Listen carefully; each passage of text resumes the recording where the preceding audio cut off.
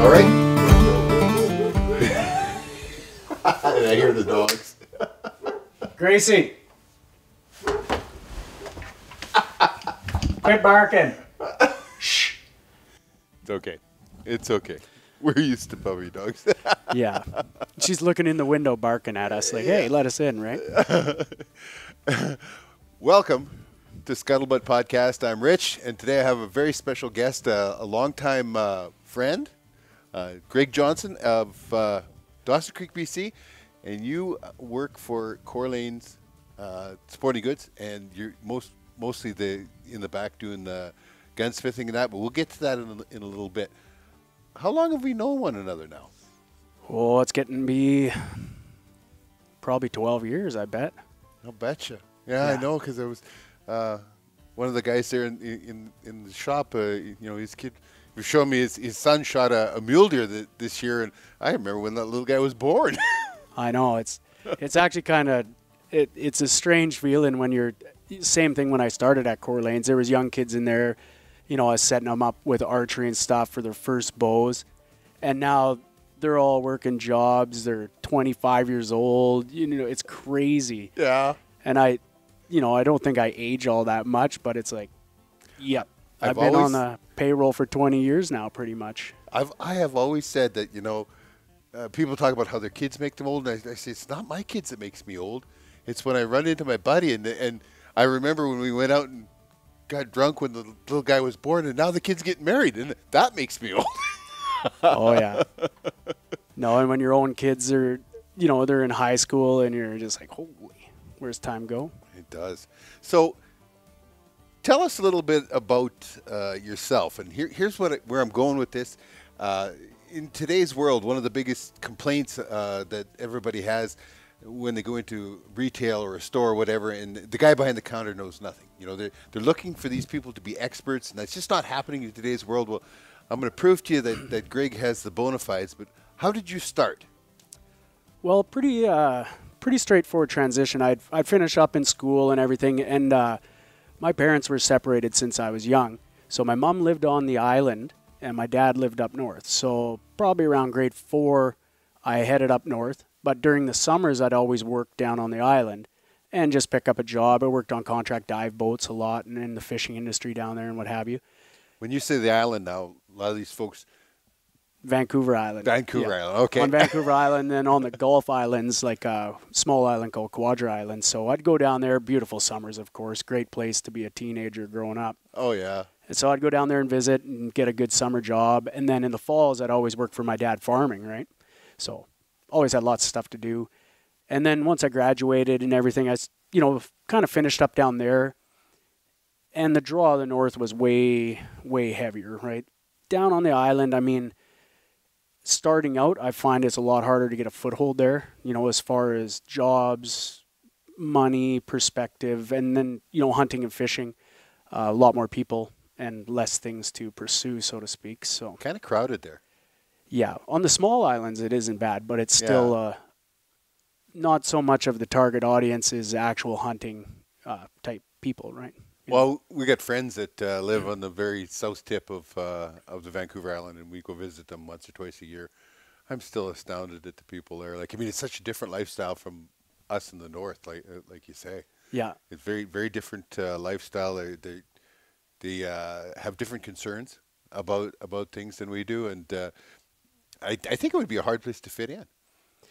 It is and it isn't, but there's there's a less of a niche for our outlook on things, or if you always feel weird talking about hunting or whatever when you know that a couple of people in the room are absolutely against it, even though they're would be considered your friends or family acquaintances and things like that. So you got to always kind of play your cards a little closer to your chest, which is not the way it's supposed to be. A guy should be happy and proud with some of the moments and memories you create in the field, right? So your dad farmed up here? Yeah. Okay, in Dawson Creek, BC? Yeah. Okay. And so you worked for him on the farm, and you went to school here? Yes. Yeah, pretty much everything since grade 4 on, I lived up here and went to school through here. So, yeah, started out of town at Parkland School, which is like a 90-kid school at best. And then bust into town. I probably had the longest bus run in all of BC, I swear. I spent more time on the Yellow Submarine than anything else. Yeah. Oh, yeah. On the bus at 10 before 7, and you didn't get home till about 4:45. Wow, that's a long day. Yep. A lot of time to get in trouble on the bus, that's for sure. Well, I mean, but that farm life, being a kid on the farm, I mean, you learned how to be independent. Yeah. Oh, yeah. Inventive. Yep. And trouble was not unknown. Yeah. So when did you, now you say you've been on the payroll at Corlanes for 20 years. So when did you start there? In basically late November of 1999. No kidding. Yeah. So, long time ago. Rod Schramm was one of the owners, and he told me a story where this is when we first met you.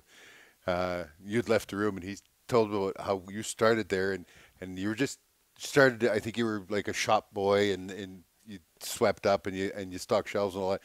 But he said, here's the cool part. He says the kid lives outside of town. He hitchhikes to town every day, and he's never ever been late for work. Yeah. And they ask me now, are you ever late for work? I'm like, all the time. And I have a truck and and yet I could hitchhike from 26 miles out of town and I'd be there before the shop opened every day. Yeah. And I'd hit the highway at like 8 o'clock, works at 9, and it's a half-hour drive, Yeah. and I'd never miss it, ever. So you must have had some of the same people pick you up when it came to hitchhiking? Yeah, there was a couple, one of my friend's dads who worked at the college, if he was coming through, I'd catch him now and again, because he kind of come through at about 8:30, so he'd be my last ditch ride, but he'd pick me up often. But surprisingly, random people, like just droves of them. Yeah, that's 20 years ago. That doesn't happen today. I was almost thinking of cutting the bottom out of a jerry can, and then I could put my lunch kit in it. Then you always look more desperate. They always pick you up then, right? Because you need gas, right? Exactly. I figured that would be a slick trick. And winter was the best hitchhiking because everyone felt sorry for you, so it was perfect. Yeah. Guaranteed rides. So you started there in working as stocking shelves and that. And when did you decide to move on? It was kind of a retail part, and also archery was in its infancy there. They stocked a few different things, and I had bow interests and some bow experience and everything previous to that. So really, one of the main things was growing the archery department. So it started, at retail sales, and then, here's a budget, buy some equipment, start building the archery center up. And I would say in the 4 years that we had archery, we probably grew it 6 times. It started with me, and then it got so big. Then another guy, John, come to work, and we ran that archery real good. And during the archery, we'd be doing tuning of bows, all that kind of stuff. And then I part-timed back and forth with the gun shop as well, assisting there in different features and so on and so forth. And then it just got so busy in the gun world that we hired another guy to kind of do archery, and then myself and John basically almost went straight full-time gun building. So it really was quite dynamic. I mean, it come from all sorts of different sources. So meanwhile, in your personal life, your personal side, you were hunting. You became a very serious hunter. Yeah. Oh, yeah. And I kind of had the bug at fairly young age, of course. My dad hunted very little, just here and there. But my Grandpa Gordy, which I call my Grandpa Gordy, but he's just my dad's good friend, longtime friend. He was a big influence, and my grandpa as well, because he was a commercial fisherman for years, and really he'd come into southern Alberta and they'd pheasant hunt and waterfowl hunt a lot, and then just hunt on the island or wherever it kind of took him. So the bug was there a long time ago. I just liked the outside, whether you were chicken hunting or doing anything. It was just more the travel, scenery, etc., which is more of the lure than anything. I mean, you're probably a little more bloodthirsty as a kid, You always wanted to bring something home no matter what, but... Well, it's funny, because I can remember when my brother and I were kids, and I mean, back then, I'm just about 60 now. Back then, I mean, it was nothing. They'd hand you 22s and a box of shells, or they'd hand you pellet guns. I can remember pellet guns. Sylvia, I think the brand name was. And I think you got 500. There was a tin. There was 500 pellets in a tin. We could spend all day and with that, not get in any trouble, but I mean, you're practicing your shooting. You're becoming a very adept marksman with a very anemic gun. I don't know that it would break skin on a person if you were to be shot with it. You know, they're not like the pellet guns of today, but all the same, you were developing a lot of skill, a lot of stalking of game. We killed a lot of squirrels and chickens and rabbits and that kind of stuff with those old pellet guns, you know, and spend a whole day doing it. You know? Oh yeah, no, I legitimately had the Daisy Red Ryder BB gun, and pretty much I'd get off the bus, grab my gun, and I had a dog. We called it Fatso. It was a Sheltie Corgi cross, so it was a short leg kind of round thing. But it was a dynamite bird dog. You know, like no formal training or anything, just dynamite. A Sheltie Corgi cross, and it was a bird dog. Oh, yeah. Grouse. It would flush them up, and it would bark at them in a tree, and they would stay there and just stare at the dog. And I would click that lever from 2 to 100 times, and finally that grouse would fall out of the tree. I'd hit him somewhere where it would actually do some damage, because if you hit him in the body, bounce off him. Yeah. And that's... I spent a lot of time hunting grouse with a BB gun and my little dog. Oh my God. Oh yeah. That dog should have tried herding them. I mean, with its background is, you know. Pretty much. But retrieve and everything. No kidding. Not a day's training. Just, we were out, my dad, we had a lot of sharptail on our property. Uh-huh. And so we were out there and, you know, it was always more sporting. We had a single shot 410 cooey. That's all we'd hunt the sharptail with. Yeah. Because really, you didn't want to shoot a lot of them because we had probably 60 or 80 birds on the farm. Yeah. So you'd only shoot 5 or 10 a year. That's it. So you'd go out for a little push and you'd flush them and 410 single shot. That's all you got. Yeah. Because you just keep following around and it's an all-day event, but super fun. And yeah, you'd bang them out of there and that dog, bring them back to you. It wouldn't fetch a stick, nothing, but it would pick up a grouse and bring it back to you. No kidding. Yeah. That's fascinating. Yeah. I can remember one time, well, actually, it was pretty common, but you'd get squirrels in the granaries, right? And so you can't shoot them even with a 22 short because you'd put a hole in the granary. So we'd take and pull a lead bullet out, and we'd use a wax crayon. Now, there was only one brand, and I don't even remember the brand today. It was a skinnier crayon than the regular ones, and you had to whittle it down a little bit so that you could shove it into the into the barrel and get it to see. I mean, we were kids, right? So you had no idea what kind of stuff Safety, you were. Yeah, right, exactly. Nobody just wax. Nobody put an eye out, but yeah, you could actually shoot a squirrel. I mean, you're shooting distance point from blank. me to you. You're point blank inside a granary and that, but you could shoot a squirrel and it would kill a squirrel and it wouldn't go make any damage to the granary. Yeah, maybe you should have phoned me up with that trick because there was a lot of holes in our granaries. A lot. So, as you got older, then you moved more into big game hunting. What was your first big game animal? Mule deer buck.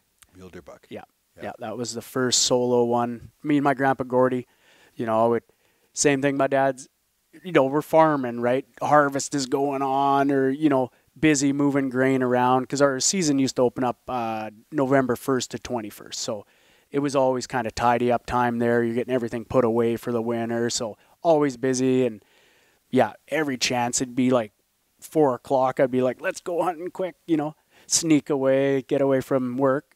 And then, I remember tootling down back on the bottom end of our property. And there was this mule deer buck head in this willow tree working it over, and finally it lifted its head up. It had about a 1.5 inch fourth point, and I'm like, it's legal, hey?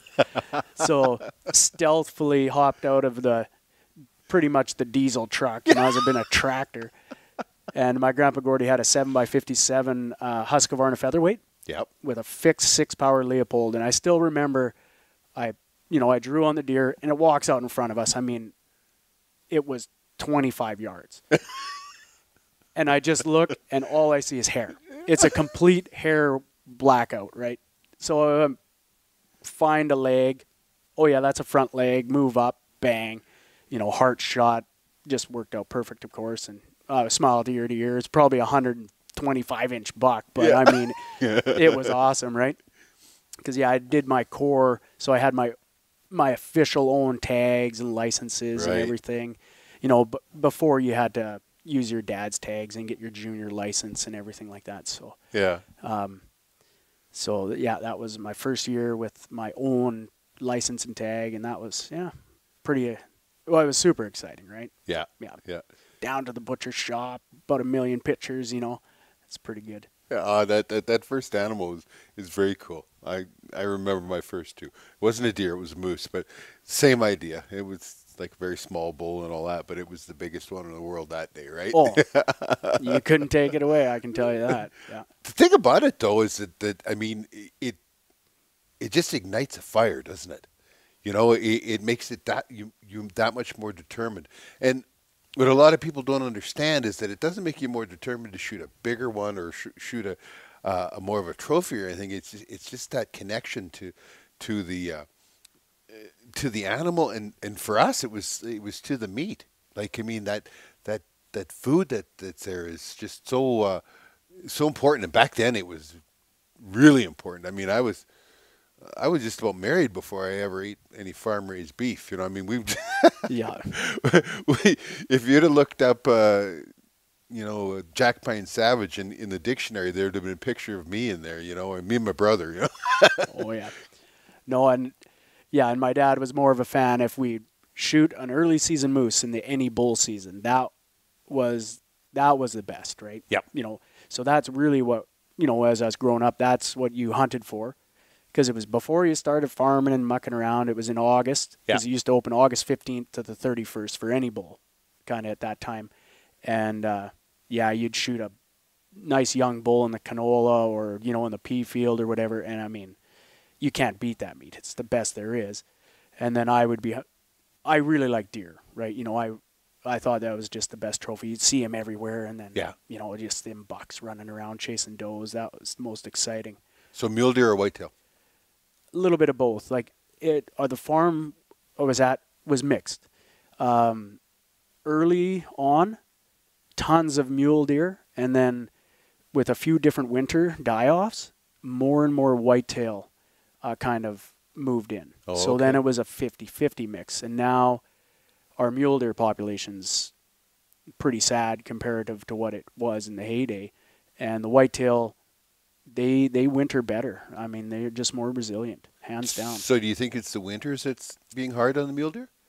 That, and we had a few seasons there where they were just very liberal bag limits too.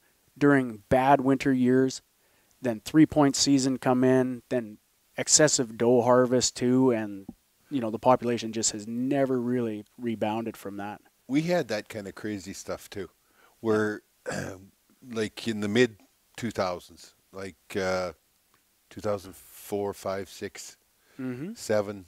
Yeah, no, but the winter of 6, 7, it was terrible, and then there wasn't much in 7, but that 4, 5, 6, just incredible, and they went crazy because there was mule deer everywhere.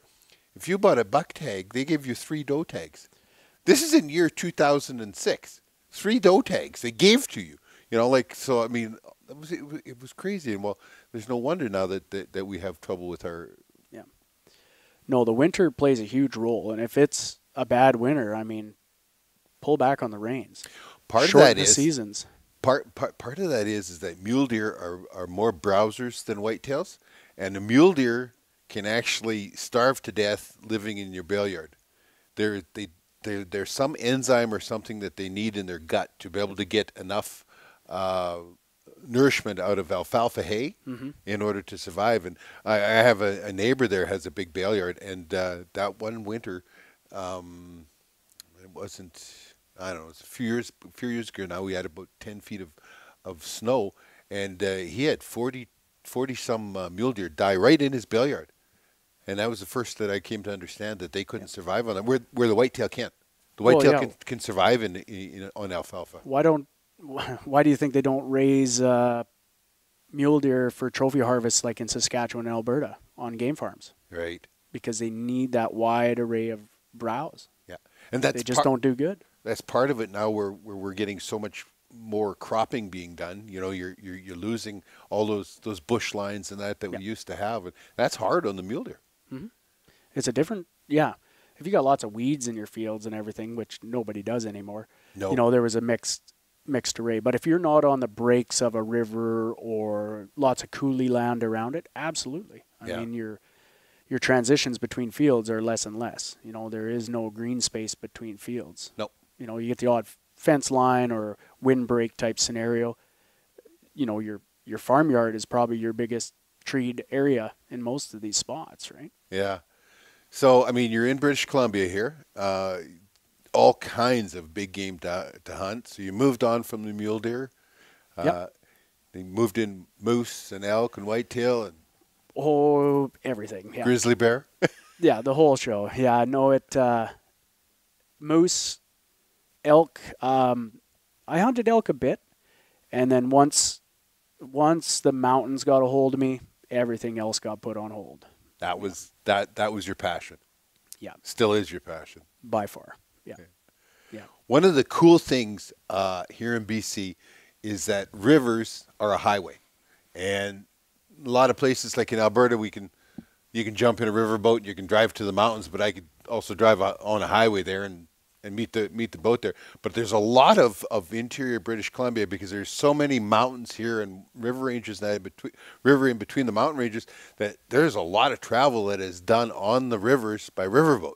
You betcha. And so you can't get there any other way other than those riverboats. And I know we did a hunt with you up in the mountains for mountain goat, and I mean it was fascinating to get in a riverboat, and we threw in I think 90 gallons of fuel, was it? Yeah, there would be 90 gallons of fuel. We had us. 6.5 hours up the river and went mountain goat hunting, and the not only the goats, but we saw stone sheep, we saw grizzly and moose, and elk. There was so many elk back in there, and in Alberta we're so used to the elk are in the farmlands. Yeah. And there they were up in the mountains. That was cool. Yeah. No, and it's the boat, I mean, you either got your legs, a boat, a horse, or a plane.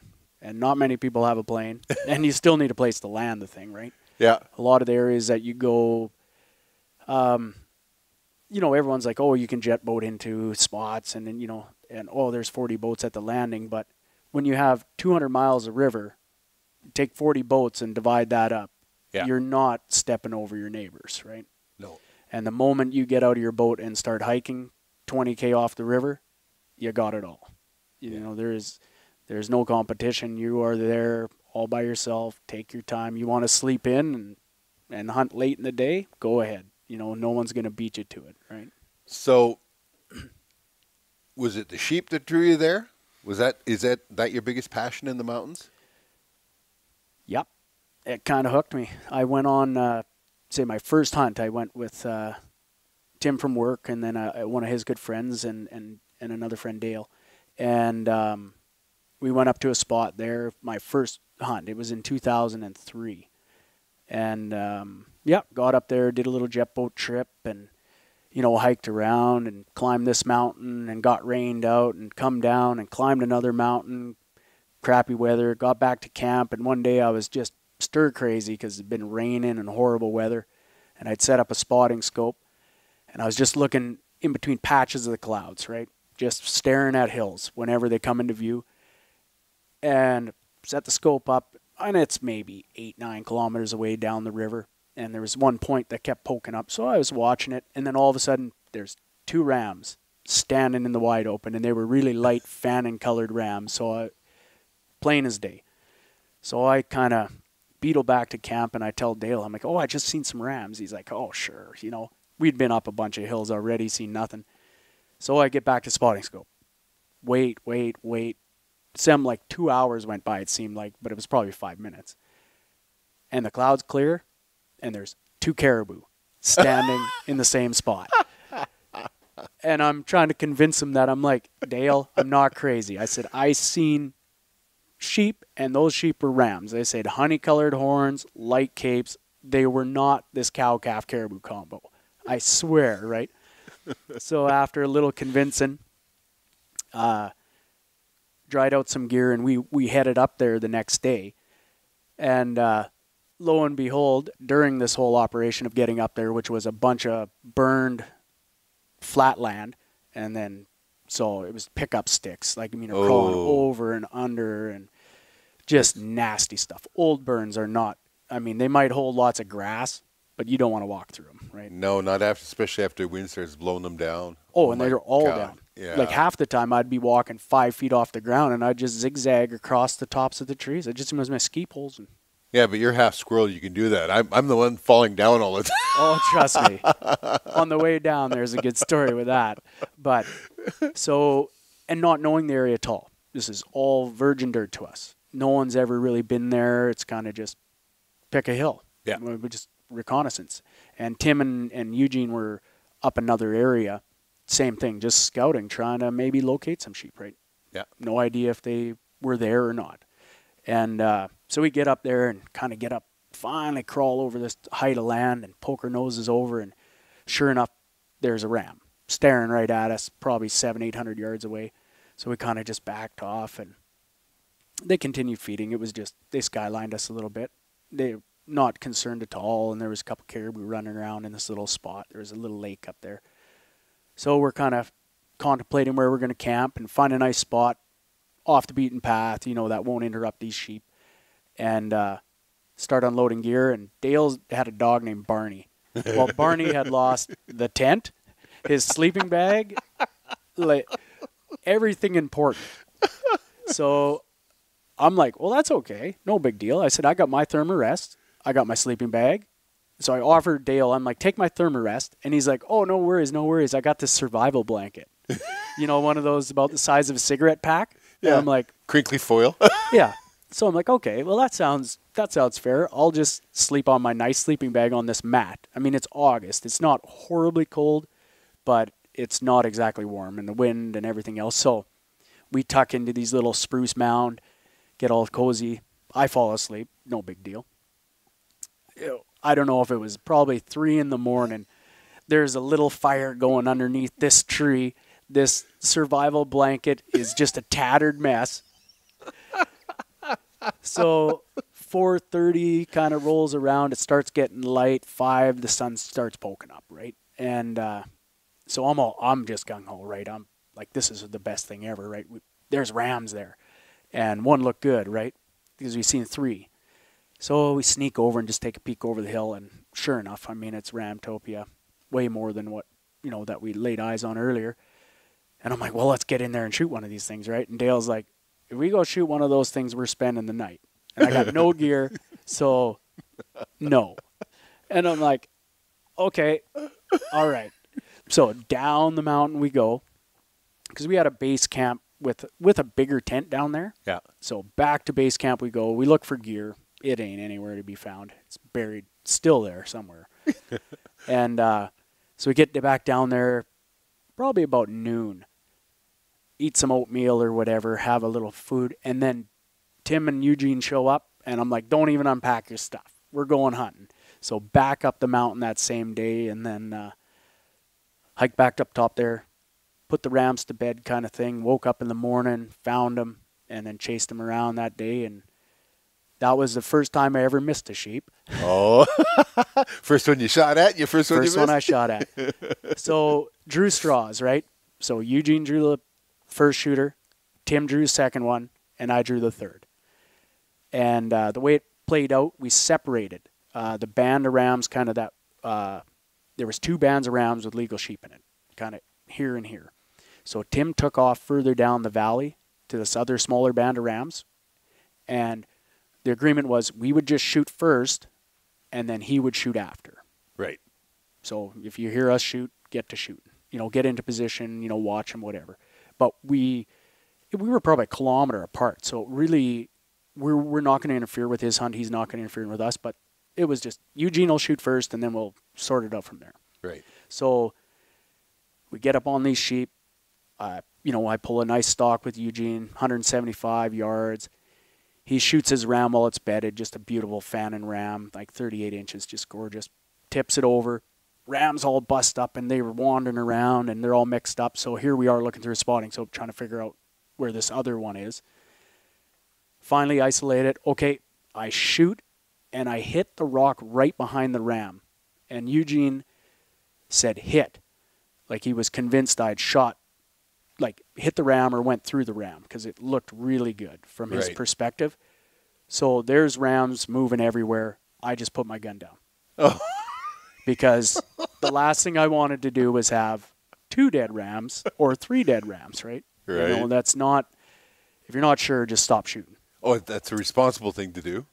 And I was, yeah, which I thought was pretty good for my age. And so anyway, we let things cool down. And the funny thing about it is that there was 6 sheep to start with, right? 1 fell down. Yeah. 3 rams went toward where Tim was, and 2 rams went the other way. If any of us were counting, yeah, there's 5. There's 5. The ram I shot at come down and walked 90 yards above me. I took pictures of it, the whole 9 yards. I could have shot it for 3 hours straight. We just hunkered down, and then we were watching Tim, and then we picked him up, and then pretty soon, bam, and we see the sheep react, and then hear the shot. Hey, that's cool. Yeah. Yeah, and it kind of comes down the hill, and it's hurt bad, and it comes down and finally falls or whatever. And so Tim's dealing with his ram. We go up, and now we're scratching our heads. And I mean, we're looking everywhere. We find Eugene's ram, and we're just scrambling around. And then I go back to look over here. Those 2 rams are way up in the cliffs over here. And I look over here, and there's the other 3. Then start doing the math. And I'm like, it's a miss. So the first hunt, super successful. I mean, unbelievable. We didn't need 3 rams. We had our work cut out for us with 2. Oh, that's a lot of work, yeah. And I left my pack. Another good point. Never leave your pack anywhere. Never. Keep it on your back. Yep. My pack's back at like camp. So I packed out those heads with 2 sleeping bag straps tied together, capes on, faces in, over my head like a Sherpa in Nepal. Oh my God. On horrible terrain for a very long time. I've never been so tired. And then Tim's like, oh yeah, we'll just cut down here. And I'm like, we should climb, you know, and he's like, no, camp's just down around it. And we end up in the spruce death forest, right? Of course, right? Oh yeah. You're side hilling and you're constantly moving down, and it's dark, so you don't really have that. And so we end up in the canyons and the spruce, and then it's just a straight up haul for way too long. I remember being like, Eugene, you got anything to eat? He's like, oh, I got some beef jerky. I put it in my mouth, and it was like chewing sawdust. I didn't even have enough spit to eat the jerky, right? I was just gassed beyond. Never been so tired. And then finally just kind of broke over a summit, and camp was like 500 yards away, and I'm just like, woo, get in there. It was so fantastic. And so it's just a garage sale. You know, everything just hits the ground. We're exhausted, just kind of meat and capes and stuff everywhere. Wake up in the morning, start organizing stuff and putting stuff away. And Dale, to this day, I'm like, that dirtbag. He put a beer in my pack, a beer in Eugene's pack, and this little Mickey of scotch in Tim's. How he snuck those in there in like 10 minutes, I don't know how he managed to do it. And so you packed them all the way up? All the way up there. And we never discovered this till we were like leaving, right? So anyway, we had a celebration up there for him. And yeah, it was a fantastic hunt. And from that time on, you know, I call it my main hunting partner, like mountain hunting partner, Nathan. We went hunting the next year after that, and pretty much have hunted every year in the mountains. Yeah, I would be a sad guy if I never got to go. Yeah, the mountains, and it's funny because you get out there, and you got to understand. Most of the time when you're in the mountains, life's miserable. Yeah, everybody talks about, well, you know, what's the right gear to take, and you know, the right sleeping bag and all that. And I say, look, you got the wrong attitude here. It's gonna keep you alive, but you ain't gonna be comfortable doing it. That's all you're looking for, is just to maintain, you know, life. That's it. And you're out there, and after about day 5 or 6, and you're thinking, oh God, maybe this is my last year in the mountains, and you know, you get home and it takes about 3 weeks for your feet to heal and your toenails to fall off and all that other stuff, and you're thinking, oh God, oh God. Then about a month later, it's like, so where are we going to go next year? Yeah. Oh yeah. I mean, yeah, if you don't like a bit of suffering, it's probably not your cup of tea. No, everybody says, you know, you get out in the mountains and after a week you're in such good shape. You got to understand, the mountain is trying to kill you. I mean, it's plain and simple. Every day. You give it half a chance, it's going to kill you. It's not your friend, and it's not trying to get you in shape. It's trying to kill you. So you got to be on top of your game. And there's only so long you can stay on top of that game before you got to get out of there. Oh, yeah. And I mean, from the calorie intake to the calorie expended. Oh. You know, you're basically on starvation rations from day one. Well, I remember. Day 3, you feel great. By day 7, you're like, yep, definitely skinny. Yeah. Well, when we did that goat hunt, yeah. Sandy and I did a goat hunt with Greg, and Sandy and I both shot our goats on the same day. Well, I ended up with a complete cape of full life-size cape, of a later season cape. A big billy. Her shoulder cape off of hers, and the horns and some of the meat. And she ended up with all the gear. So she had about 75-pound pack. You had I don't know what your pack was, but it was lots. Mine was had a pile of meat in that thing. Mine was like 150, 160 plus. Like you went to pick it up the next day and give it a sling, and you just about went with it. It was like, but when that day coming out of the mountains, and it was kind of the same thing because we were just putting the packs on, we were done, and I was. You asked me what was I doing? I said I was digging around for my headlamp. Why is that? Because we're going to need it really quick. And it was about 20 minutes later we had headlamps on, and I don't know how many hours were we through the dark. Well, it's slow moving through there. I would probably say we would have been almost 2.5 hours probably of dark to come out of that valley. And I was working. And plus you get lost about 6 times in the buckbrush because you can't even see your feet. No, and I blew every ounce of electrolytes and everything out of my body that night, and I just kept drinking and drinking and drinking. We got back to camp and we cooked up Mountain House, which, I mean, it's freeze dried, but my God, that's a meal fit for a king. You were so excited to eat that once a day, and I couldn't eat it. I would try to take a mouthful, and I'd almost be sick. And then I set it down and I'd look at it. I still can't. That was like Kung Pao chicken or something like that. I still to this day can't eat it. I sat there and drank some coffee and drank Gatorade and all that. And I finally got some electrolytes back into my body, and I was okay the next day. But I'd washed everything. I was just sweating and drinking water, and drinking water. That was, we got down in the bottom and took the wrong turn somewhere and ended up remember that balsam and sphagnum moss? Well, this moss was about this deep, and you just sink into it, just a huge step every time. You got this big weight on your back, and I stumble and stagger over this one log, and there's a big hole on the other side of it, and Sandy doesn't see that. And I'm standing on the other side, I kind of got my head down, and I'm blown out a bit, and she steps over the log and steps right into that hole. Well, it's the coolest thing because I can just see this headlamp, and it does this complete rotation in the air, and she ends up in this hole upside down at the bottom of it. But it was just like when you're kids and you'd have that glowing coal on the end of the willow and you do that. Yeah. That's exactly what her headlamp looked like going into that hole. Oh, I laughed. But yeah, and once again, that was an awesome trip in the mountains, but we were pretty played out by the time we got out of there. But pain sets in deep memories. Oh yeah. You don't learn from it. You don't learn from it. They say pain's easy to forget, which is true because, I mean, you put yourself through it every time. Well, Carol Burnett said that the best humor is simply pain plus time. And she was right. True words, eh? Yeah.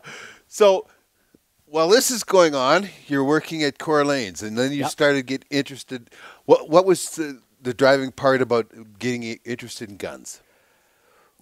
Well, like Rod and myself, like I say, I did a lot of machine stuff in school and everything else. So back when we still had shop class, right? Exactly. I mean, we were building grade 9. We were building knives and cannons. Yeah, That was our shop projects. What kid didn't have a cannon back then? I cast a 3.5-foot aluminum sword, like, from scratch. You know, you could do anything you wanted. I used to bring my bow and arrow on the bus every day to school to go target practice. Yep. I mean, maybe leave the broadheads at home, but it was, no one batted an eye. I mean, it's just, yeah, people.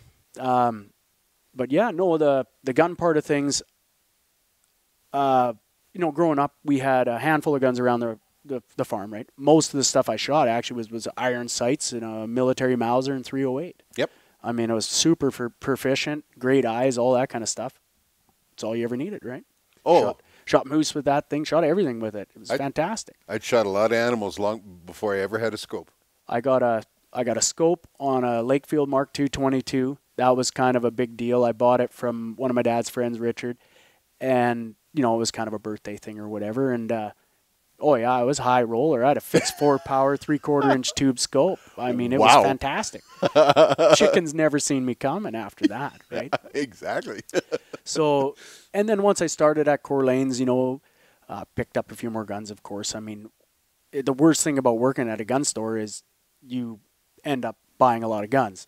Yeah. You know, you can't help yourself, right? Well, you're an addict right in the middle of it all. Oh, it's so sad. I mean, even when a guy you hire a new person now and comes to work, the want monster is just out of control when they're first there. You give them about 5 years and they calm down, right? You know, anything new comes in, you're just like, oh, I got to have that, you know? Yep. So, yeah, your gear supply goes up in a hurry when you are working. Your paycheck's pretty grim, though. Like, it's more of a charity thing. I'll trade you some of my time for more guns. Yeah. Yeah. So you started then, and what was your first responsibilities in the gun shop? A lot of the stuff I did, reassembly, disassembly, you know, I had very good intellect for that kind of thing, right? Right. So nothing really, you put anything together, you know, tear something apart once, you put it together. So a lot of refinishing. At that time, we did a lot of Teflon finishing. That was a very new and awesome process, actually. Putting Teflon on metal. Yeah. Okay. Yeah. So that was kind of the first of the non-rust or like corrosion-proof type finishes. Right. Rod and Tim had been doing that previous to when I started for, you know, 3 or 4 years, I think. But that was a major part. And then right into general repairs, you know, scope mountings, you know, a lot of the things, the core knowledge, just like any shop guy. You're going to be changing air filters and changing oils before you get to pull spark plugs, right? Right. So just an ever-evolving thing. And Rod would always joke, you know, I'd do a bunch of jobs or whatever, and he's like, oh, you're ticketed for this one now, right? So, you know, and then into more machine work, a lot of stock inletting, glass bedding, recoil pads, but a large amount of just general maintenance. Refinishing was the core part. We had another shop set up. I spent just countless hours up there sandblasting and coating and everything else. And that's kind of how, you know, when I was younger, that was kind of the fun money, right? You know, I'd work extra up there after hours and then just work the store during the days, right? Oh, okay. So that kind of funded your hunting trips and stuff like that. It was kind of an apprenticeship too, right? Very much so. And, you know, spent lots of time with different gunsmiths around the area and just absorbed knowledge from whoever, whenever, right? You know, there's a lot of guys out there, and a lot of these guys that I, you know, spent time with, you know, there's a couple of them, they're not even here anymore, right? So at the time, there was not a lot of young blood coming into the gun industry, right? No. You know, it's not even a recognized real trade in Canada. It's getting to be a more sought after courses and things like there's some online things. There's like Nate in Edmonton that does some chambering and barreling courses and things like that. So there is an avenue for people to learn a bit. But I mean, if you want a lot of experience, you come work for me and I'll show you, you know, we work on 400, 500 guns are in queue all day, every day. Yeah. So if you want to know how to fix something, you're going to see it repeatedly and learn a big base fast. It's like the old, back in medieval times in the guilds where you signed on and you became an apprentice or slave to a master, and he was a master of, you know, in the guild of whether it was making stone cups or thatching roofs or whatever. In this case, the guns are still that way, right? Absolutely. And I know that you worked a lot with Rod. Rod was very much so. Like, yeah, Rod, I mean, even before I started working at Corlanes, I used to pick shed antlers all the time and sell them to Rod. And, so I was a Corlanes customer from when I was, just a young guy, right? Yeah. Every year, go pick up some ammo and a few arrows and whatever it takes. Yeah. So, about the time I got to know you was when you guys really started to move into custom guns. Yeah. Yeah. About the time we were just moving kind of over to our new location. Right. About the time that we really started crossing paths on a more regular basis. And, that's almost 10 years ago now when we moved in 2000. It was kind of the summer of 2008. We spent about a year in transition there. Right. And that's where we, really had the capacity as far as a shop, the manpower and everything to really grow our Rocky Mountain Rifle brand. Exactly. Yes. Yeah. And so now that with that brand, you've worked with different action makers. Absolutely. And you, because I know I have several Rocky Mountain rifles, and I have Defiance and Stiller actions, and Macmillan. I have a Macmillan action. Yeah. And I've had you and customize some other rifles. Yeah, lots of commercial actions. Yeah, revamped and restocked and rebarreled. Yeah, some Remington 700s, some Winchesters, some your Thompsons. Yeah, and the sky's the limit. I mean, you need a heart of the operation, which is your action, and it can come from many sources to achieve the caliber, the desired weight you want, the style of extractor. There's a lot of ways to make an omelet, right? What I really like about a custom rifle today is they are so damn accurate. And I take I just got a 6mm. You do that 6mm Creedmoor for me. Okay, so I took in a donor gun. I had a TC Icon. Yep. From years ago, and it was it 308 or 30 TC? 30 TC, sorry. Yeah, yes, 30, yes. 30. So not a cartridge that I wanted to hold on to, but I took it in and had you rebarrel it, rechamber it for the 6mm Creedmoor. And now you have this range of bullets that's available for it, and different ammunition and all, plus my loads and that. But I mean, the worst it shoots is still sub 1 inch. That particular weight of bullet at that velocity and that is sub 1 inch. I have others that you could cover 3 rounds with the end of a pencil. You know what I mean? At 100 yards. It's just that if it's not shooting good that day, it's a 1 inch shooter. But I mean, it's capable of shooting 1 inch at 400 yards. I mean, that is what I find is the coolest thing about them. I've had many rifles in my day. At one time, I probably had very close to 100 centerfire rifles.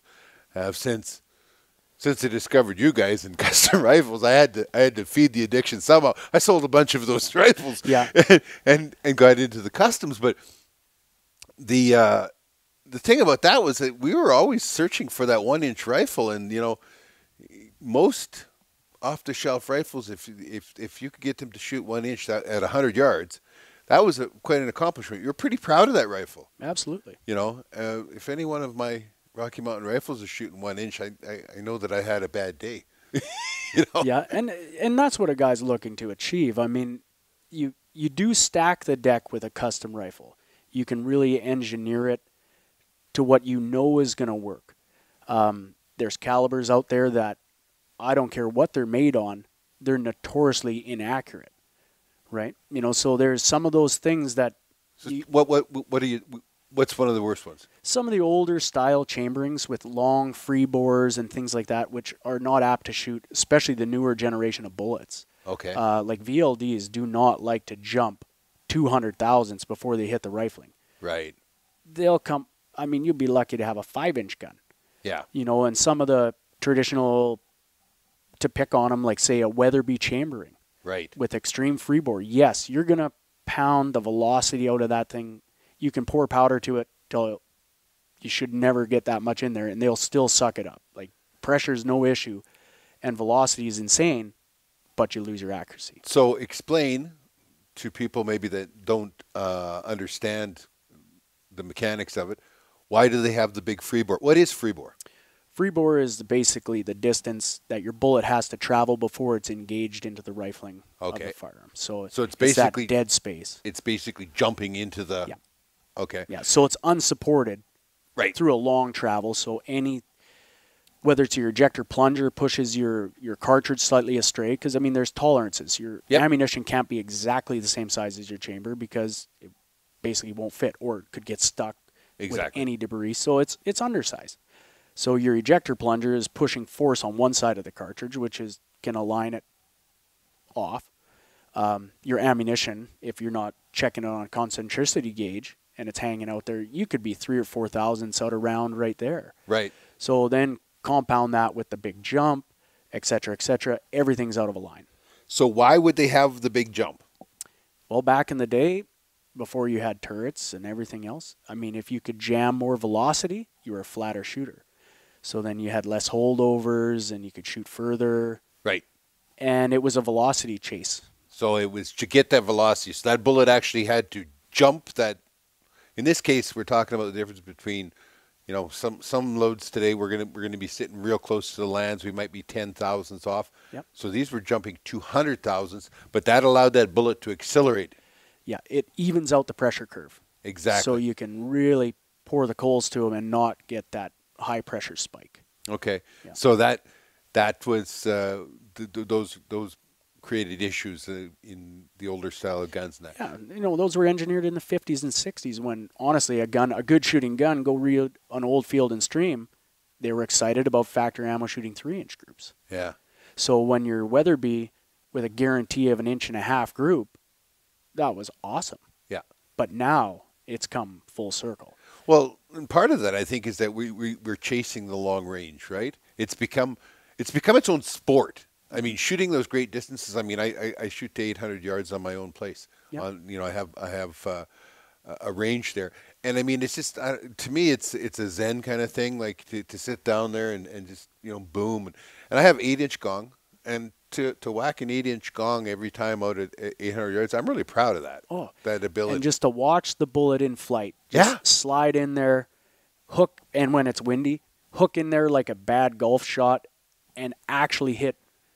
Because you metered the wind and you actually hit what you're aiming at. And you might be holding 4 feet off of that target, yet you can shoot a wicked group in the wind. Yeah. And the other thing is that a lot of people don't understand is that if you have a gun that shoots 1 inch at 100 yards, it's geometric, and it's just pure math. But by the time you get it out to 800 yards, that's 8 inches. Okay? That's right. Now, plus... human error. Human error gets worse and worse as distance goes out, things like parallax and all that kind of stuff. So now when I'm consistently hitting that 8-inch gong out there at 800 yards, I'm shooting much better than one MOA, which is 1 inch at 100 yards. Yep. And that was just never possible before. No. Because how do you consistently hold without a reference point or a turret or some other... Yeah. How do you hold 85 inches above something? Yeah, people have no idea, right? You tell a person to hold 6 inches over a deer, and that number will be from 0 to 18 inches. It's perception, right?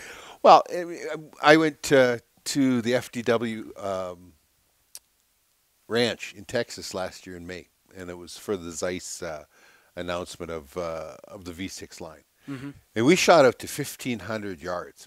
We were shooting 6.5 Creedmoor, which a lot of people love to hate, but it's probably the cartridge that is probably more responsible for more accurate shooting out there. And it's simply because a lot of people buy it not understanding what they're buying. They think it's this miracle cartridge. It's not, but they can shoot it well because it doesn't kick the snot out of them. There's no big chase for velocity there. No. They're just shooting a really nice, reliable, very accurate cartridge. Efficient design. And they shoot it well because they're not getting the snot kicked out of them, right? We shot out to 1,500 yards, and it was really cool because we had a wind blowing and everything else.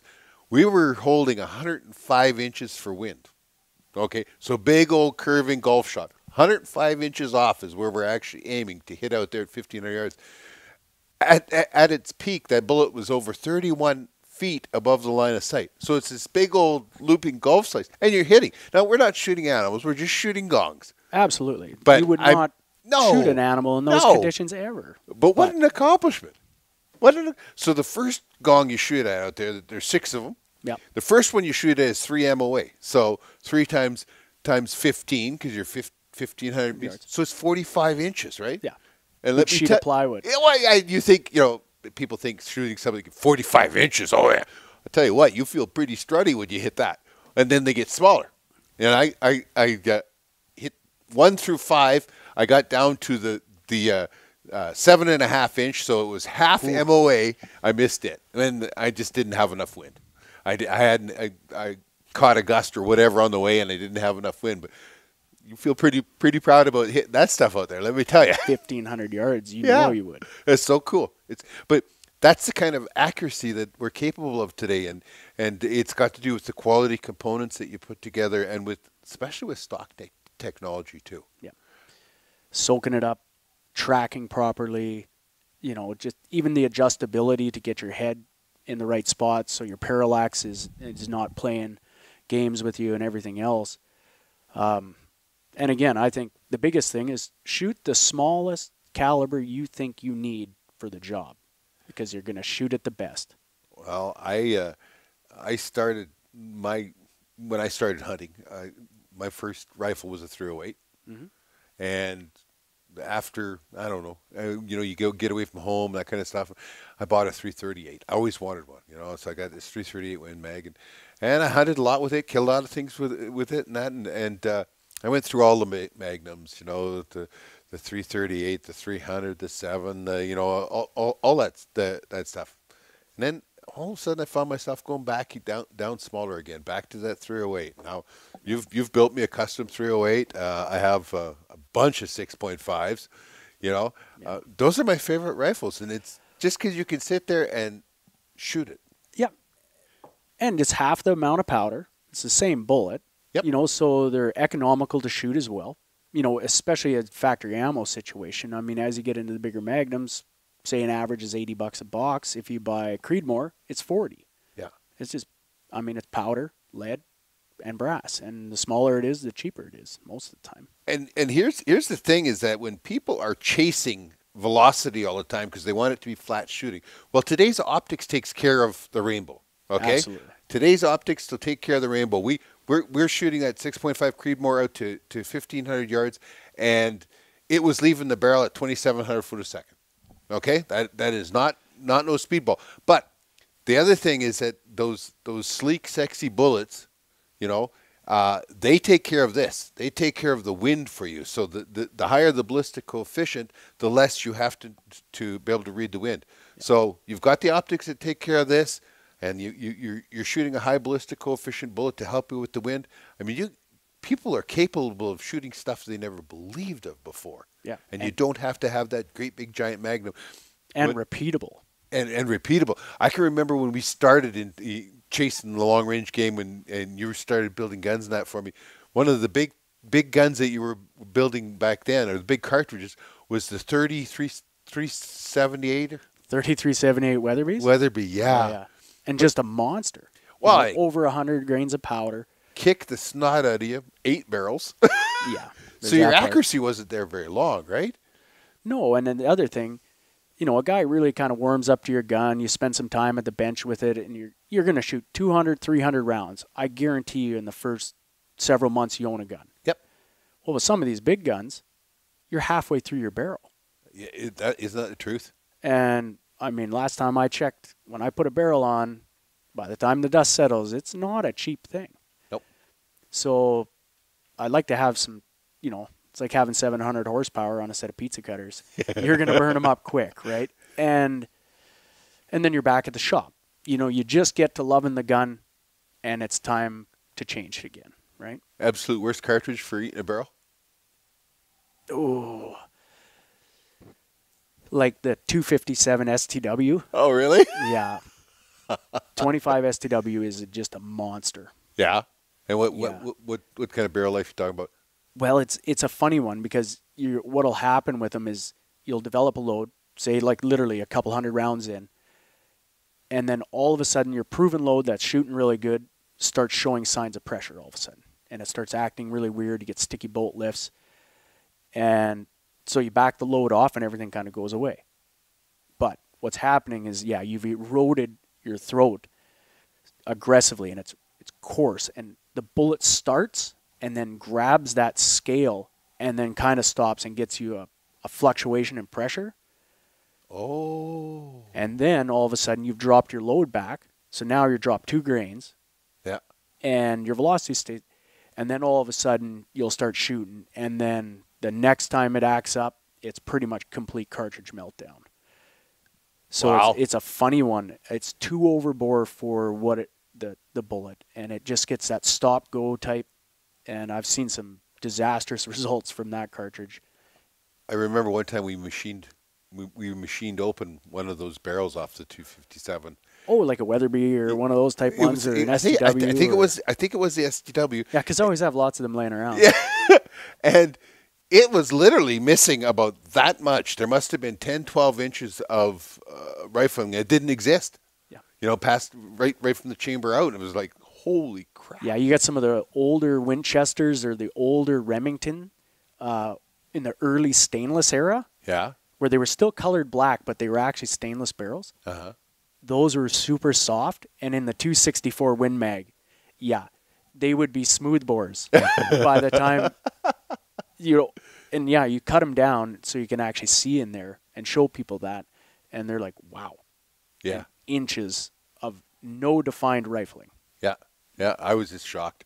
Like how you could actually shoot that. And I mean, that thing is, it's like a gutter ball in bowling. Yeah, it's rattling its way down that barrel until it engages that what's left of the rifling. Yeah, you'd have to shoot a cast bullet so it swells up. Okay, so when we talk about accuracy then, what is, I've got a gun, and it's been a good shooting gun, all of a sudden accuracy goes away. What's the number one thing you're going to look for? Usually my first question is what we were doing when the accuracy went bad. If they were deer hunting or elk hunting and things like that, if they were actively hunting at the time, my first instinct is to look for a bulged barrel. Hands down. Okay, and how would that happen? Not putting a protective cover over the muzzle of your firearm. Okay, that's a good point, because we all have the habit of the rifle and the sling over the shoulder, and you're saying that you should have a finger caught or a piece of tape of electrical tape over the end of your barrel. Yeah. I mean, I've more firearms in a year probably are damaged from that phenomenon than anything else combined. So something falling down in the barrel? Falling down, or just dipping her in the snow, coming out of a hot truck, dipping it in the snow, or just stumbling and putting your barrel in the muck and not really realizing. Usually walking through the spruce, whatever it takes. It doesn't take a lot. And then they finish hunting or whatever, or say they shoot their game and it was a wild card shot, and they recover the animal, but they're like, I didn't hit where I was aiming, and then I went and checked my gun and it's all over the place. I pull the bolt out of that gun right at the front counter, put it up to the light, look down the barrel, and often about 1.25 inches down from the muzzle there will be a black ring, and they just stand out like you wouldn't believe. It just looks like a black ring in a shiny hallway, and that's what it is. Lot of wintertime, lot of deer season. Snow and ice is the most common one. Snow gets in there, warms up in the truck, and then you take it back out. Now you got an ice jam, and it doesn't take a lot to bulge a barrel. Very little. And people wouldn't believe that. I know, like a lot of people, all my rifles, I always have a piece of electrical tape over the end of that. And a lot of people are saying, well, you can't shoot that with that on because you're going to cause that, a barrel bulge. Nope. No, not at all, because it's actually the air going out in front of the bullet that removes that tape. That tape is long gone before that bullet ever clears it. Yeah, it's vapor. Yeah. But that's not the same when you've got ice or a twig jammed in there or whatever. That's a different story altogether. Yeah, right? cobweb from the year before and your first round cleans it out. Yeah. Yep, it's going to be torched. And sometimes they're really obvious. You can actually see them from the outside if you actually look at it. Holy, and you point it out to the customer. And then usually I'll pull a bore snaker through just to shine it up so it's really Yeah. Amplified. And then you show it to them and they're like, wow, and then you ask them, recap what you're doing at the time. And a lot of times it's like, oh, I jumped out of my truck to shoot this wolf and I fell and then I got up and I shot at the wolf and I missed. Yeah. And that's when it all went to bad. Okay. The other things you always look for, there's a lot of package guns out there on the market as well. I get all sorts of, just basic package guns that go out. They have subpar mounts on them, right? I always am pretty critical on scope mounts. Right. There are winners and losers. Okay. You add good recoil into the equation with cheap mounts and an average scope. Yeah, a lot can go wrong there. That's another major one to look at. So the guy's got a gun, and it's never really shot really good for him. He wants to bring up the accuracy. Say it's a nice 700 clone or a Tika or whatever. Yep. Not to pick on any brand, but what's the first thing that you look at doing? What are the first three things that you look to tweak it for accuracy? Pretty much, if you're going to open up a box on a gun, open the lid, hand it to me, get the trigger and the bedding done. Get it free-floated and get that trigger set up. They're getting better with triggers these days, but there's still lots of room for improvement. Most guns are coming with a 5-pound trigger, 4-pound trigger. Like a Tika, for instance, is a good example. I mean, it's on average a 6-pound 2-ounce gun to 6-pound 8-ounce gun, depending on caliber and barrel length. Right. They come with on an average about a 4-pound trigger. So just think, you got a 6 and a bit pound gun with a 4-pound trigger. Yeah. Pretty easy to move that thing around. It's not 25 pounds, right? So get the trigger weight down to a functional weight. You don't have to have a 1-pound trigger for hunting. It's not the right type of thing. Too light, can't feel it when it's cold. Adverse conditions, especially in the north. Get a trigger between 2 and 3 pounds. Normally, I'd say 2.5 to 3 pounds is probably the best all-around weight that I would set a trigger to. And get it crisp and clean so that it does break smoothly. So you're not yanking or pulling or pre-anticipating the gun going off and there's a bunch of creep and then the shot's gone, right? You'll never get it back. And then bedding. Depending on the manufacturer, bedding of the stock, making sure it's repeatable to put in and out. So when you service your gun and you put it back on, it's not going to change point of impact by a mile, right? So this is one thing that people don't understand. Maybe you can explain. Free-floated barrel and then bedding the action. A lot of people still under the impression that you'd bed the whole length of the barrel. That's not true, right? The barrel should not touch the stock. Now you want to bed the action, and what part of the action do you bed? Call it your 4 main points of contact. Your recoil lug, mainly where your front guard screw goes through and your rear guard screw goes through. You've got bedding on the tang and on the bottom metal, and then again on the recoil lug area and the front as well. So you kind of have basically your 4 points of contact. Depending on the material in the stock, wood stock can be easily glass bedded the full action and the full bottom metal. Some of the plastic stocks, epoxies don't like injection molded synthetics all that well. So you kind of just focus on the key point, which is the recoil lug relationship, so that when you take the gun out and put it back in, it's a perfect blueprint. So it always repeats, and when you torque your action screws, it's always the same stresses. It just deals with a lot of the harmonics as well. The free-floated barrel thing just eliminates a lot of issues. Contact on your barrel. Well, just take your gun and set your barrel on your vise and shoot it. You will not hit anywhere near where you normally are, and then move it up onto the proper part. And the gun shoots beautiful. Yeah. So free floating is just, it eliminates so many variables right off the bat. No contact.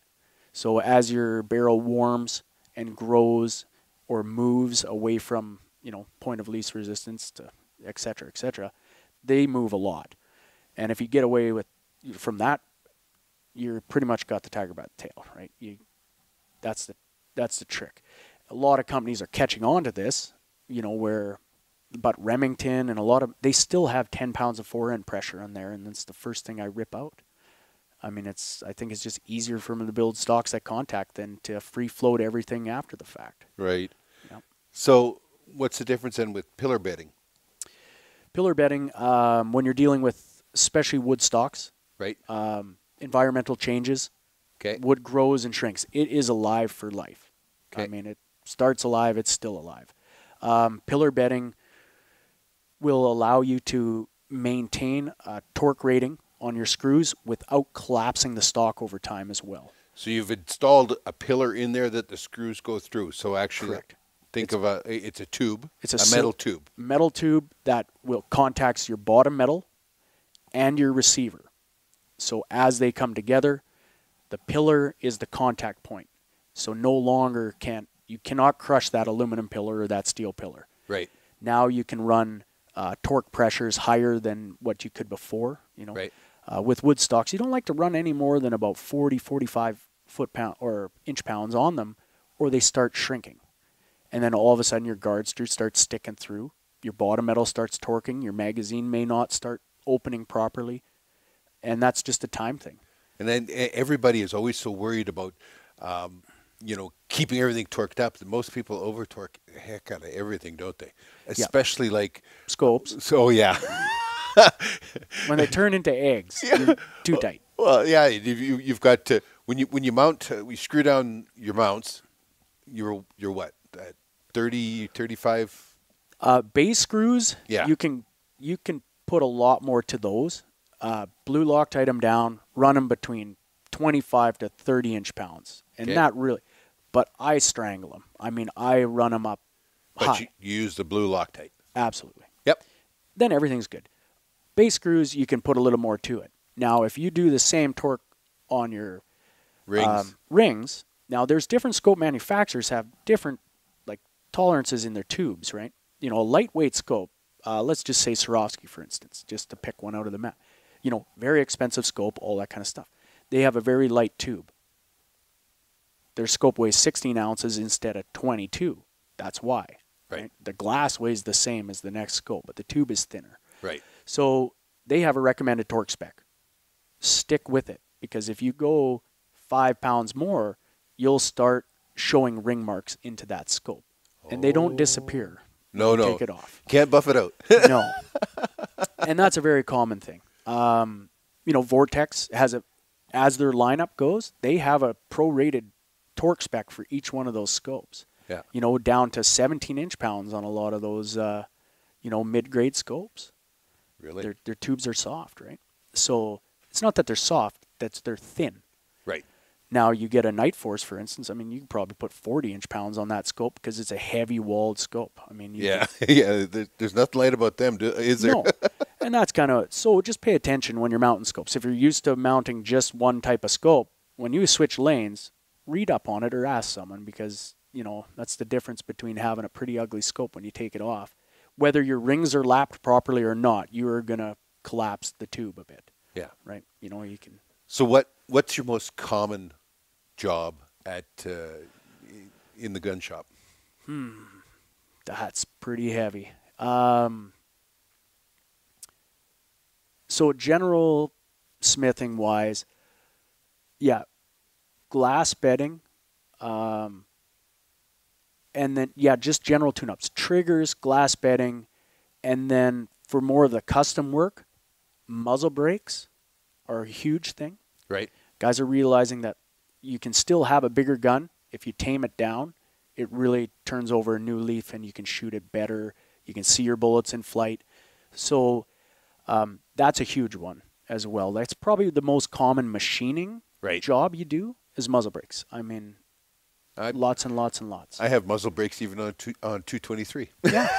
Just because I enjoy it. No jump. No, absolutely none. Hearing protection should be worn regardless. Always. Whether you're shooting your gun. I mean, sure, we're all deaf, and we can bear a bit more loudness, but we're not doing ourselves any good. So muzzle brake will always, because if you shoot one without it, you'll remember it forever. And you will always just wear those necklaces, pop them in. Yep. With antler restrictions and everything else that occurs in my hunting style, I have hours of time to pull off a shot realistically. And I mean, you can remove that muzzle brake if you want and put the cap on and go hunting. Yep. You're just shooting it once. But if you're going to shoot that gun a lot and get familiar with it, a properly installed muzzle brake does not change the point of impact. Doesn't change anything other than how it's recoiling. Generally, you'll be more accurate. Yeah. Just tracks nicer. You might see a small shift in impact, and that's witchery. Whether they do it or not, there's no equation. I've built weighted caps exactly to the same specs as the muzzle brakes. I've done every conceivable thing, and you can never completely tune out that point of impact shift from some barrels. On some barrels. Yeah. It's just like fluting a barrel. Yep. Sometimes it makes it shoot that much better, and other times it doesn't, and sometimes it ruins it. Yeah, no, I haven't seen almost no ruinings. I've seen accuracy that never changes. Yep. And then I've seen barrels that it's just wow. Yeah. You take a barrel, usually it's the long, skinny barrels that really show the benefit of the fluting.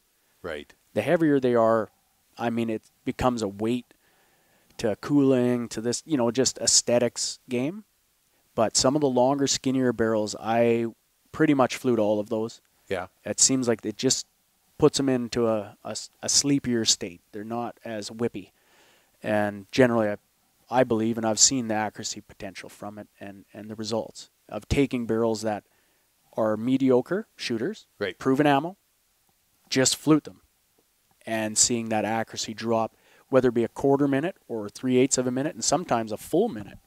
You can really get some outstanding changes. Yeah, and it's very, very aesthetically pleasing as well. Yeah, it looks cool.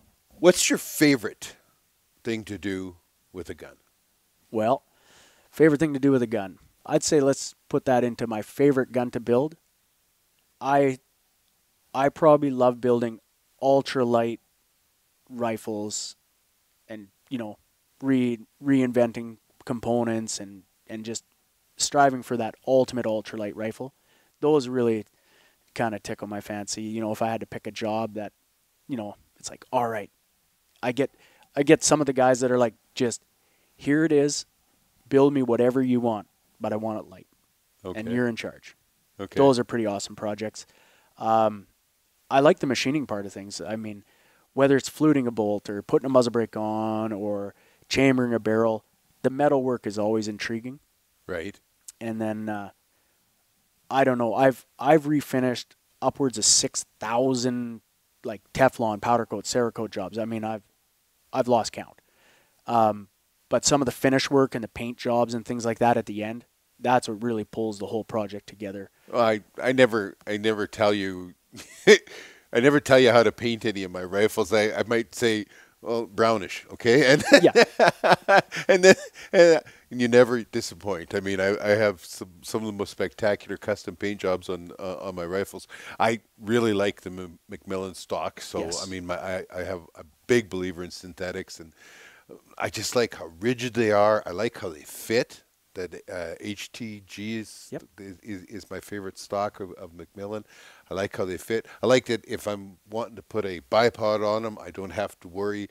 I can preload that bipod, and when I'm shooting in that, I don't have to worry about that stock moving or warping or anything else. Oh yeah, it's not like a lot of the Tupperware that's out there today. So I've always thought that your stock work was spectacular, and your inletting in that. It's always been first class, but. And when you're dealing with good components, and when you can have the advantage of painting, a lot of people think, oh, these stocks are inletted super good, they're just a drop-in. But the best part about having to paint them at the end is when you glass them and do the finish work, those edges are just clean cut, sanded flush. You don't have to work around a pre-existing paint job. You can do perfect body work. Your bottom metal is basically formed into it. You sand right onto the bottom metal, right? You get all your edges clean, tight, so that when you pull it out, it really is a casting, a perfect casting. Well, so if you're going to build a rifle today, yep, what are the components that you would choose? Well, for me, I still like a turn bolt gun. I'm a bolt action guy for sure. I Well, mean, obviously, yeah. I mean, you like shooting the distance, that kind of stuff. the accuracy potential and everything else. Extractor type, my preference is like a mini 16 style. I like a push feed action. Controlled round feed is great. It's more of a dangerous game one, but I like to be able to single shot easy, no interruptions. Kind of the top makers I like like a 2-lug bolt, spiral fluted, so it's nice and slick. Nitrided bolt. I always lay more onto the lighter style action, so a little bit slabbed, lightweight aluminum shroud handle combination, and I like an interchangeable handle or knob. Right. You can run a longer knob for on the bench, nice tidy knob for in your scabbard or on your horse, so it's tight. The versatility is there, right? Right. So the heart of operation, I like kind of like a 700 clone, but integral lug if I can. I like to run tally type mounts, the lightweight mounts, so 8x40 screw holes. I like 2-piece mounts, so I have more access into my loading area, just for a visual. Is my gun up? Yep. Just tip it, look in there. Mini 16 style extractors, like that type of extractor. They're just bomb proof, right? Right. Proven tough. And then it just basically goes, I'm more of a short action, those type of calibers. I like the efficiency and just having a shorter weapon overall. I like to run, a shorter barrel or as short as possible to burn the powder that's needed. Yeah. Like I say, I'm all mountain motivated, right? So, the 28-inch Sendero contour type barrels, I mean, that's just not my game. So if you were to what make would the action be? It would be a split. Like Defiance is probably one of my favorite because you can really choose a pile of options. Yeah. And you don't pay extra for that. Right. Which is great. So you can take their action, get the extra deep spiral flute, the aluminum handle, the slabbed action, and it's the same as if you just got the round receiver with the non-fluted bolt. You get to pick and choose and really customize it to the build. I believe that's what I have. That's exact action I have in my 260 AI, right? Your 260 AI is that way. My most commonly used gun I have is on a Defiance short action. Yeah. Rebel action that's been, modified to my liking. Okay, so bottom metal then? Bottom metal, I still rock hinge floor plates. I'm not a huge detachable mag fan. No. Unless I'm varmint hunting, where I know I'm going to be traveling. Yeah. So it's easy to take it out and move along.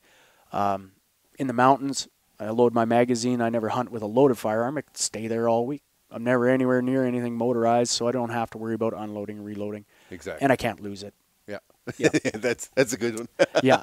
So just a Pacific Tool and Gauge or a Macmillan bottom metal, Obendorf style with the in-bow trigger release or mag release. They're just nice and tidy and easy to get at.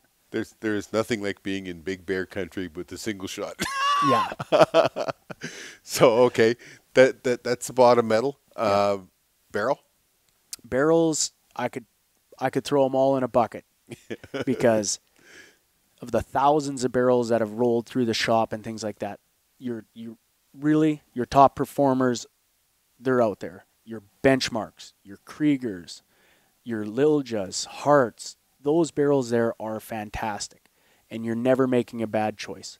Go with your gut or go with what you've had experience with, and the results will be there. I mean, your biggest is cut rifled or buttoned. Okay. And that's your only, real argument. These guys are making fantastic pipes. And Canadian content now too, like KS Arms in Edmonton, beautiful cut rifled barrels, fantastic. Yeah? Put them against anything. Yeah. Cool. So stocks, I'm with you. I like an Edge Tech from Macmillan, carbon outer, edge fill middle. I generally take a little bit slimmer design. You like the HDGs, which are a little fatter through there. I like a little narrower in the wrist. I do like the HDGs with the forend when you're running, say, bipods and things like that. It's a lot nicer. Just a little bit more heft. But it only adds like 1.5 ounces to go to that bigger forend, if you can believe that. That's it. So it's worth it. Anything else then on that gun? Yeah, and then the trigger. Full deck, yeah. Triggers, really, really backing the Trigger Tech triggers. Oh, I don't believe I have one of those. Oh, well, you should. It's really nice for the end user. They're actually detent adjustable externally, so you don't actually have to pop the stock off to adjust it. Jewels are the same way. You can access your weight adjustment outside of the gun without having to take the stock off. I mean, Timney, the safety design is fantastic. Adjustability is great, but you do have to pop it off to just, say, go from cold weather setting to a bench setting, right? You gotta pop your stock off. So some guys are apprehensive about taking their guns apart. I don't know why, but they're just worried about wrecking something. I think it's because a lot of people don't understand everything that goes into the technology of a gun, and it's kind of that mojo thing. You don't want to screw with what's working. Yeah, like it's working so good I'm not touching it. Yeah, I get a lot of that actually. And you can tell because it's usually by the time they come in for a service, there's 4 years of pine needles buried in there. But yeah, the trigger techs are really nice. They're frictionless, zero creep type triggers. So if you ever shot a Jewel type where when they break, it's just snap.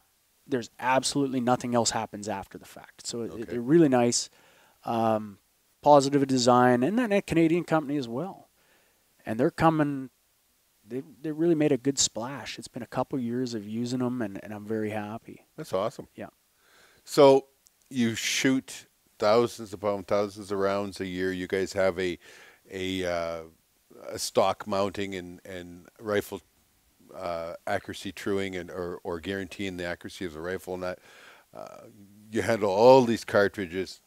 What cartridges with you when you go to the mountains? I've got pretty much my 7.8 Ackley improved has been the workhorse. Yeah. I mean, it's tough. I'm right now I'm torn. I ordered up a Magnum bolt for my Defiance Action.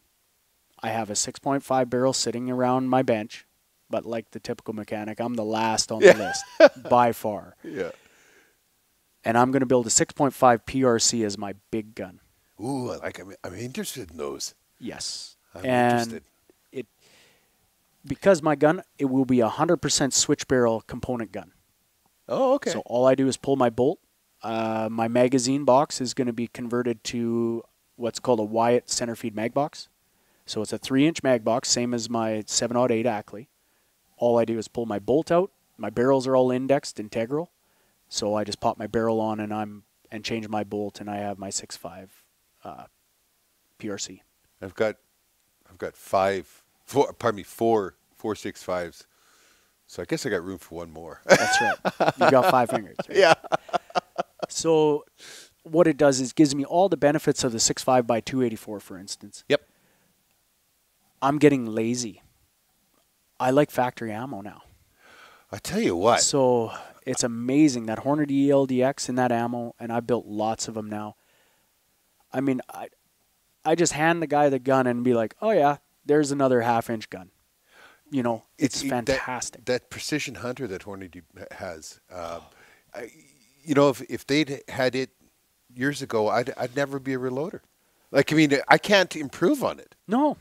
And that's saying a lot because I'm about as anal about the details as it gets, but I just can't improve on it. I mean, it's fabulous ammunition. I think a lot of it's that bullet. The bullet? That ELD bullet. And the thing about it, too, is when they develop these cartridges now, they develop the chamber. And if you notice, when you grab all the different ammos, it's a whole bunch of different lengths. They're seeding that ammunition 10, 15 thou off the land factory. Yeah. It's right on the money. They're doing exactly what the best hand loaders would be doing to basically achieve optimal location and performance. The other thing that's really cool too, though, is that a lot of these cartridges today are designed because people are shooting longer, right? And you just about have to invent a new cartridge to do that, because if somebody were to bring out a big long 25 cal bullet, well, obviously the 25-06 has enough powder to push a big long bullet, but there isn't a single factory rifle that is twisted to shoot a long bullet. You know, so when I was talking with a fellow from Hornady when we were shooting at the FTW, and he said it's just about, like, you have to just about bring out a cartridge so that whenever that is the rifle that comes out at the same time for, and that is designed for those big long bullets. And I mean, I've done that with my custom rifles. Like I shoot those big long bullets in them. I'm probably one of the few people that has a 22-250 that shoots an 80 grain bullet. You know? Yeah, exactly. But I had it throated that way. I had it designed for that. And it's got the twist that I need. But you just still got those factory rifles that are twisted for a lot of these classic cartridges. As people are trying to push out those longer ranges with those big bullets, they're not made for them. No. And that's where this 6.5 PRC is going to be so cool. I mean, it's going to do what so many of rifles weren't designed for. And I mean, the 6.5 284 was never really much of a factory rifle anyway. No, and it's a tough one because it's an in-betweener. Yeah. It's really a 3150 combined overall length cartridge. It should be that long. Yeah. Most actions don't accept it. Yep. And shorts don't take it. Longs are too long. Yep. You're just giving away all that space.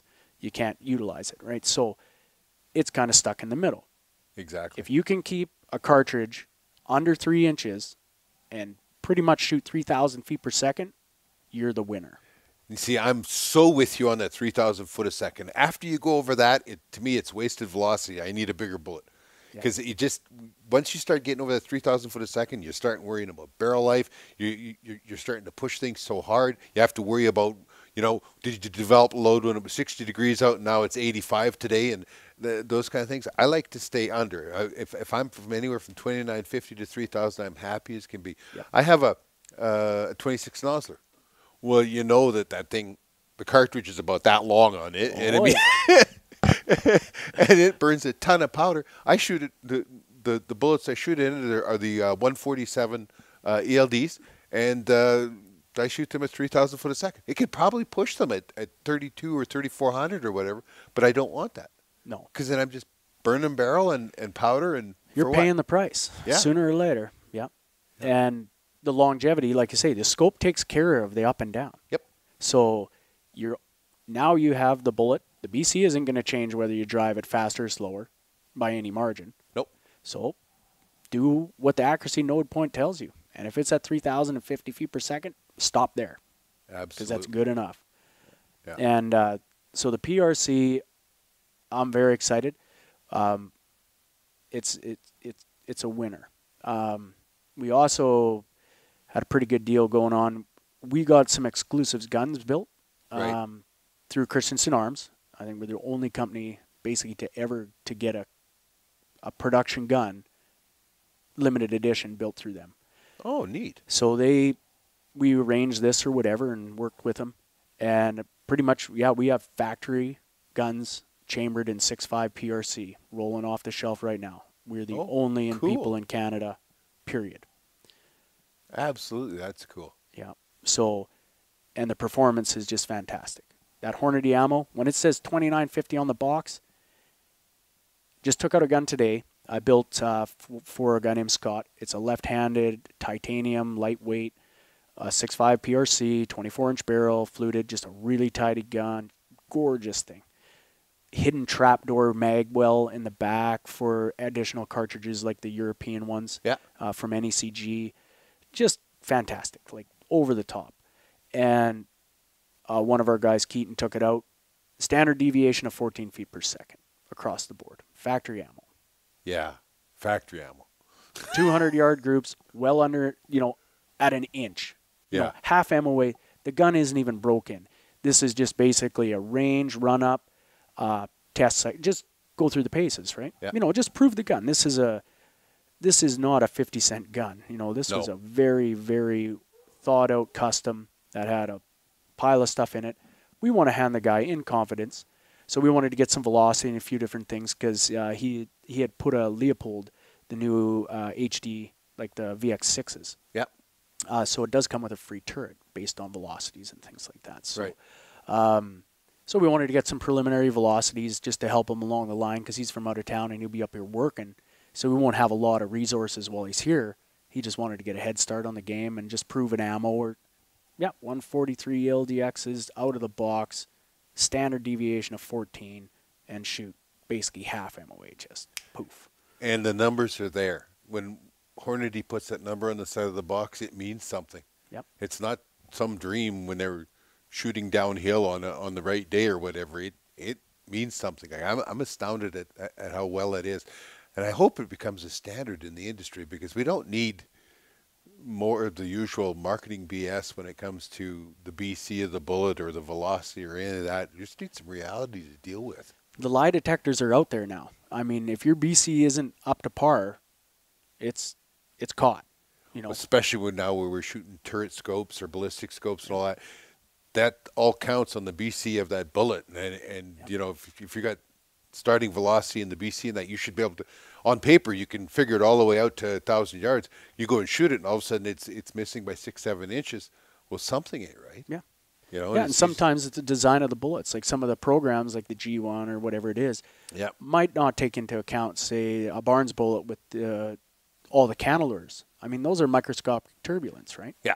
So I see it over time that their BCs are lower than advertised when we shoot them to long distances, right? Yeah. So, when it all comes down to it, when you're building turrets and when you're working with things like that, you want to input that data. I mean, it's fine to have a slightly lower BC, but you got to account for it before you start building permanent attachments to your firearm. I believe that if you're going to shoot distances in that, you shoot a cup and core bullet. I mean, you need to have that perfect mating with the rifling. You need that bullet to be obturating, which is actually because of the velocity and the pressure, and that it actually swells to fill that rifling. That doesn't happen with a solid bullet, whether it's a gilding metal bullet or solid copper bullet. That just doesn't happen. No, and you're always worried about the performance at the long range. Yeah. And the opening or the potential failures at that, when you're pushing the envelope, right? Yeah. Cup core bullets, they're going to work for you. I know that. Well, I see we have ran an hour and a half here like nothing, and I think we might as well wrap this up. Your puppy wants to be fed, I'll bet. Yeah. Tell everybody how they can reach you. Well, you can reach me many different ways. Best way, we have a phone number. It's 250-782-2111, and that gets you to our main, obviously, during business hours, that gets you in there. Yep. We're online at corlanesportinggoods.com, and you pretty much, we have a lot of our gunsmithing services on there now. Our used inventory is updated every week. It's a fantastic site. We're developing it all the time and spending a lot of attention on that so you can see our ever-changing inventory. Aaron's on Facebook and on Instagram. I mean, you can follow us there. It's fantastic. We're really posting a lot more things and doing a lot more interactions, so you get to see a lot of the new products out all the time. That's exciting, and I love visiting with you. I love talking guns, and I probably need a new 6.5 PRC now. You probably will. Thank you, buddy. You betcha, Rich.